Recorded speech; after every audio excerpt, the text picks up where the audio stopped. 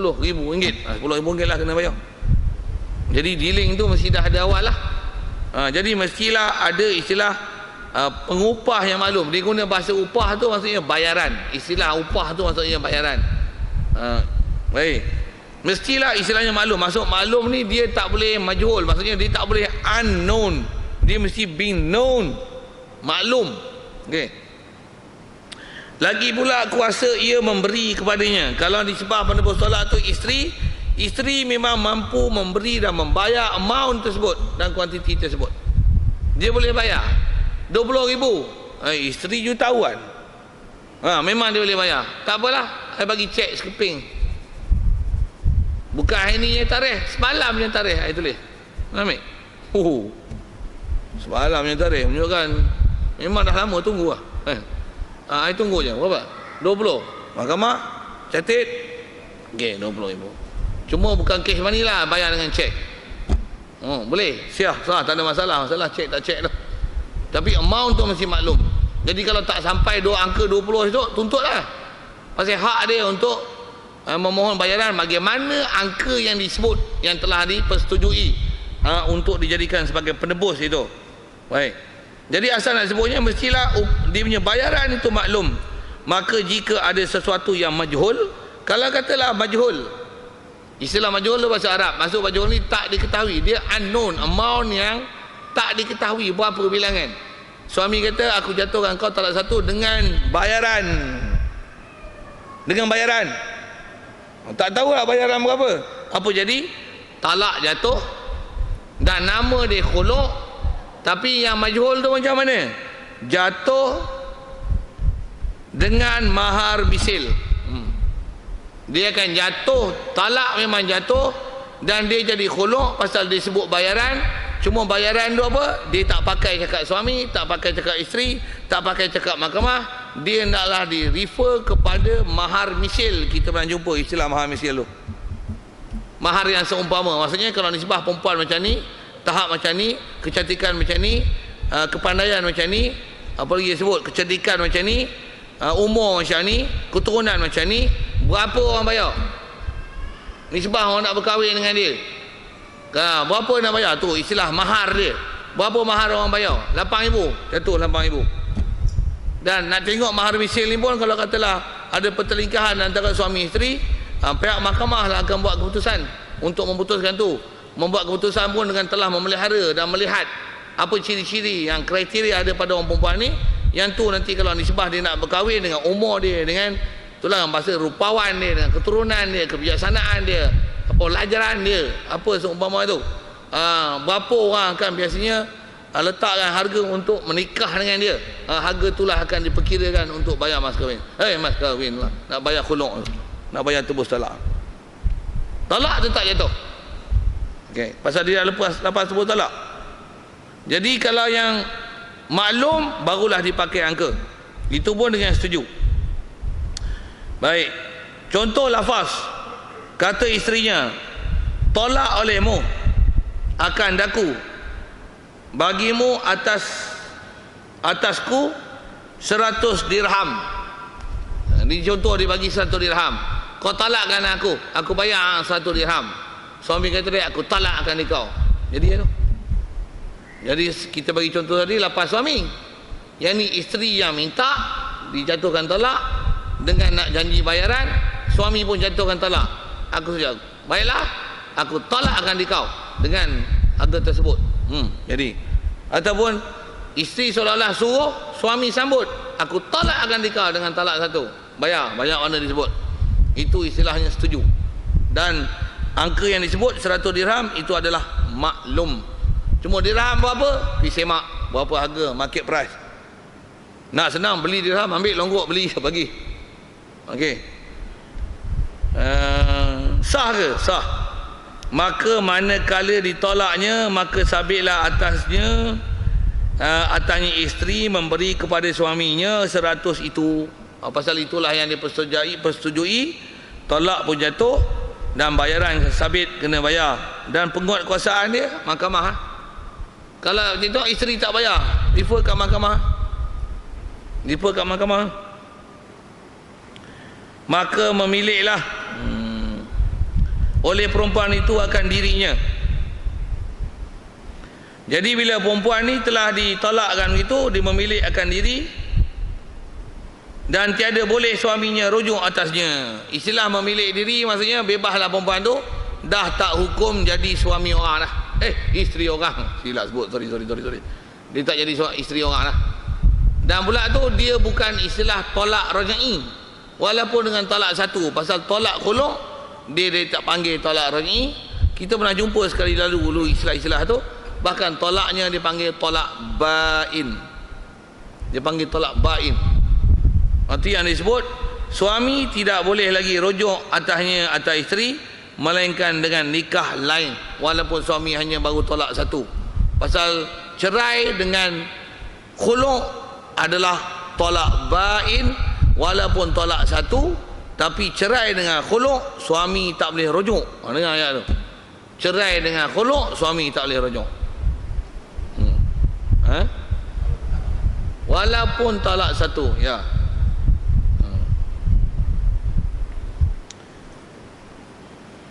Baik. Jadi di atas kata khulu' ni, isteri yang minta untuk ditolak dengan bayaran, maka sah di khulu' pada tuhri dan pada masa haid. Boleh. Asal bab talak, suami haram menjatuhkan talak kepada isteri dia dalam keadaan isteri haid. Satu, termasuk haid, nifas. Dua, suami juga haram menjatuhkan talak pada isteri dalam keadaan isteri itu suci, tapi waktu suci itu suami dah pakai dia. Haram juga suami menjatuhkan talak pada masa itu. Dari segi talak jatuh talak jadi talak, tapi menjatuhkan talak pada masa itu adalah haram dan berdosa. Pasal apa? Pasal dia suami memanjangkan tempoh iddah isteri. Apa dia iddah tu? Next chain coming soon. We will talk about that. Okay? Pasal it take time to describe it to you. Okay? Nak sebut tak apa panjang iddah tu.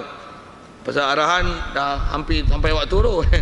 Satu I'm facing at the clock now. It's about 5 minutes more. 5 minutes only. Apa? Jadi tandulah sikit. Jadi dia tak boleh rujuk pada isteri dia pasal tolak dengan khulu'. Jadi asal nak sebut suami yang menjatuhkan tolak pada isteri dia dalam keadaan haid, tolak jatuh, tapi berdosa suami. Menjatuhkan tolak dalam keadaan isteri haid, isteri nifas, ataupun isteri itu dalam keadaan suci, tapi suci itu suami dah pakai dia, dah pakai, jatuh tolak. Jatuh tolak jadi, tapi haram dan berdosa. Adapun bab khulu' tak ada dosa pada suami menjatuhkan tolak pada isteri dalam keadaan macam ni. Pasal apa? Pasal suami jatuhkan tolak dalam kes tubus talak ni, isteri yang minta jatuh talak. Jadi panjang iddah tak panjang iddah pun, dia pun memang gedik-gedik tunggu lama lah. I tak kira, talak lah ni kak, 20,000 I bayar lah. Jadi masalah haid ke, masalah nifas ke, masalah suci ke, yang telah dipakai ke tak pakai ke, sah untuk dijatuhkan talak dan tak ada hukum haram. Dari segi istilah talak tak dipanggil talak bid'i situ. Ada istilah macam tu sikit. Dan tiada jatuh lagi jika ditalak oleh suaminya kemudiannya, maka dinamakan dia ba'in sughra.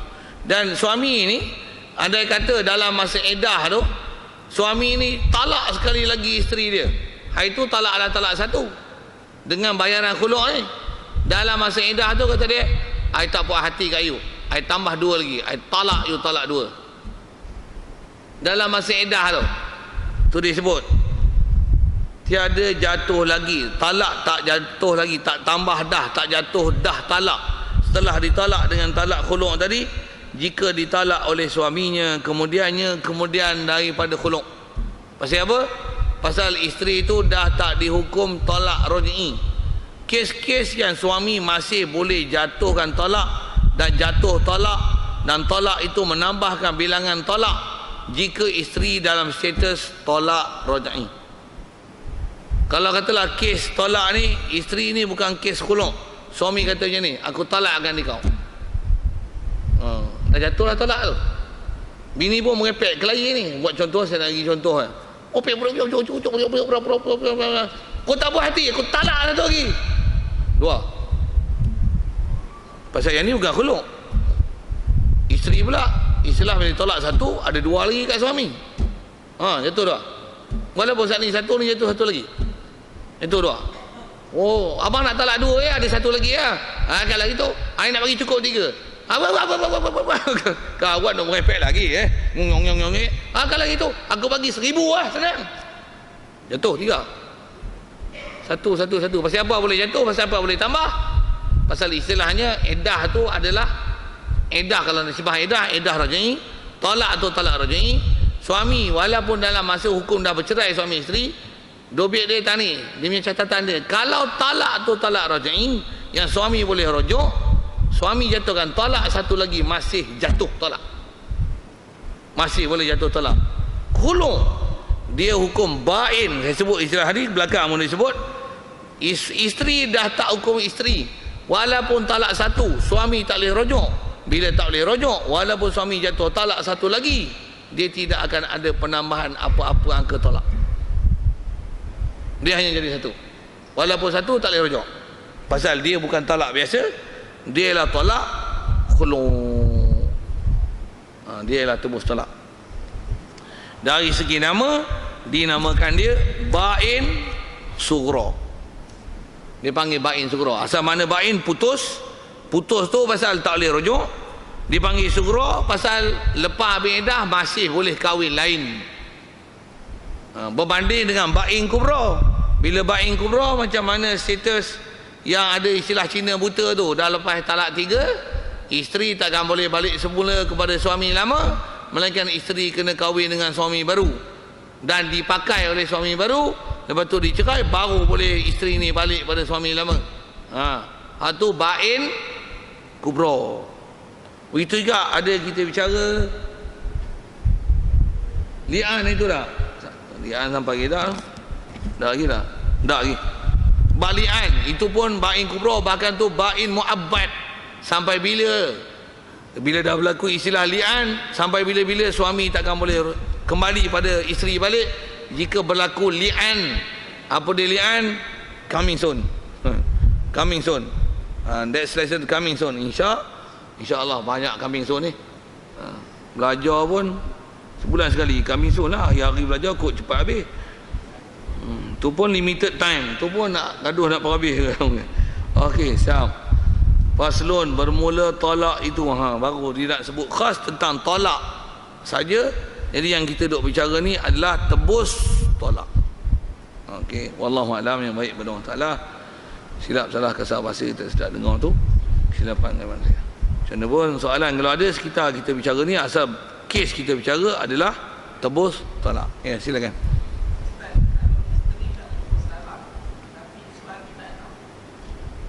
Isteri nak tebus talak, suami tak nak. Yang ni yang kes ni kena. Jadi soalannya, isteri nak tebus talak, suami tak nak. Yang ni kena refer ke mahkamah. Mahkamah yang akan guna kuasa dia untuk force suami, untuk paksa. Itu yang saya sebut tadi, sepatutnya mesti ada enactment, ada kuasa yang diberi kepada pihak mahkamah. Terutama ada ada kes-kes ataupun isu-isu penganiayaan pada isteri. Tambah istilahnya, kalau kita bicara dengan istilah dia, ada istilah uzur, yang sepatutnya uzur tu memang isteri boleh minta khuluk kepada suami. Suami tak nak, I sayang lagi kat isteri I, kata dia. Sayang kepala otak sampai hati kajang dah.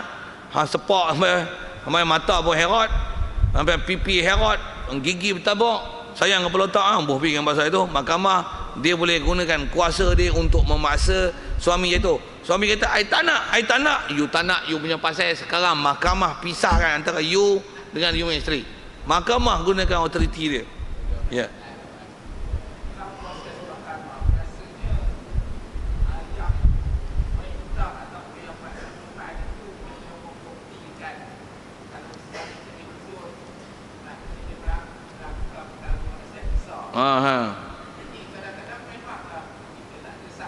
Ya.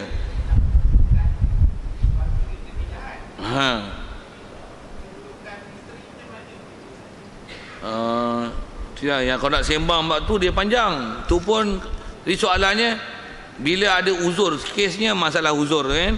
Jadi bila isteri dakwa, betul ke? Kadang-kadang ada juga isteri yang saja buat perangai, dia tak suka suami ni, dia gatal kat orang lain, sorry bahasa tersebut dia gatal kat orang lain saja buat kes, boleh bercakap dengan kawan ni, lepas tu boleh cari suami lain. Dia kata suami ni tak sembahyang lah, zina lah, menyudi lah, minum arak lah, apalah. Jadi macam mana nak bukti kes? Kalau tak kaedah dia, bila ada uzur sabit lah kan. Cuma uzur tu sah tak sah, yang ni dia kena kes pendakwaan lah. Bila dakwa betul tak betul, nisbah pejabat agama kena semak satu hal. Antaranya panggil suami, kalau saya sebut dengan mudah. Kalau kata saksi satu hal, sebelum saksi, bila kes ni panggil suami dulu. Awak ni dipanggil kerana ada bunyi laporan daripada isteri awak tak sembahyang Jumaat, awak ni telah ikut pahaman Syiah, awak ni duk kata orang Taala kat langit, ini pahaman Wahabi, ini pahaman Syiah, betul ke awak macam ni? Kawan pun muka merah padam, diam je, tak guna. Tak guna tuan, betul ke? Saya tanya awak, betul lah.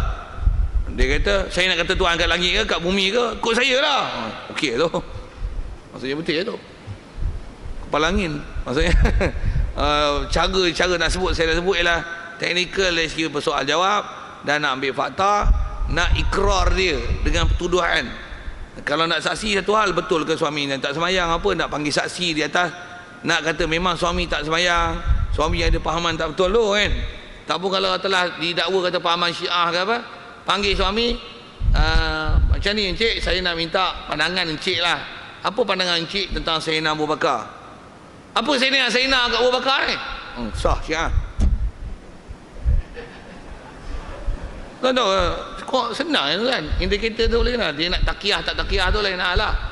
Tu mahkamah kena bijak. Jangan tak bijak panggil saya pandai nak bijak kan. Oi sedap ayat itu saja pergi buat lawak-lawak itu.